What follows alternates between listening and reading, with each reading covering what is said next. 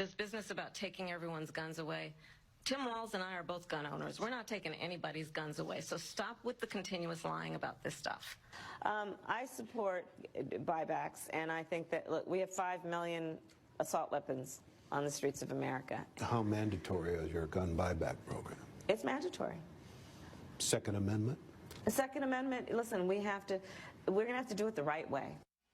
Let's talk about fracking because we're here in Pennsylvania. I made that very clear in 2020. I will not ban fracking. I have not banned fracking as Vice President of the United States, and in fact, I was the tie-breaking vote on the Inflation Reduction Act, which opened new leases for fracking. Will you commit to implementing a federal ban on fracking your first day in office, adding the United States to the list of countries who have banned this devastating practice? There's no question I'm in favor of banning fracking. So, yeah.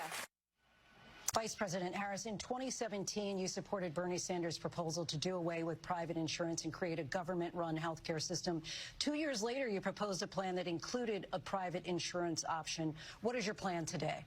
Well, first of all, I absolutely support, and over the last 4 years as Vice President, private health care options. You support the Medicare for All bill, I think initially co-sponsored by Senator Bernie Sanders. You're also a co-sponsor on it. I believe it will totally eliminate private insurance.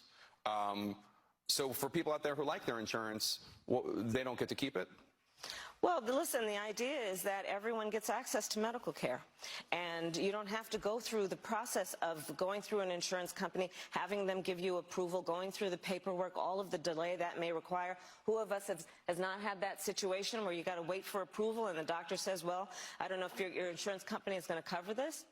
Let's eliminate all of that. Let's move on. The United States Congress, including some of the most conservative members of the United States Senate, came up with a border security bill, which I supported. And that bill would have put 1,500 more border agents on the border to help those folks who are working there right now overtime, trying to do their job. I believe if someone crosses over the border illegally, it is illegal, and you would decriminalize it. I would not make it a crime punishable by jail. It should be a civil enforcement issue, but not a criminal enforcement issue. Listen, I think there's no question that we've got to critically re-examine ICE and its role and the way that it is being administered and the work it is doing, and we need to probably think about starting from scratch.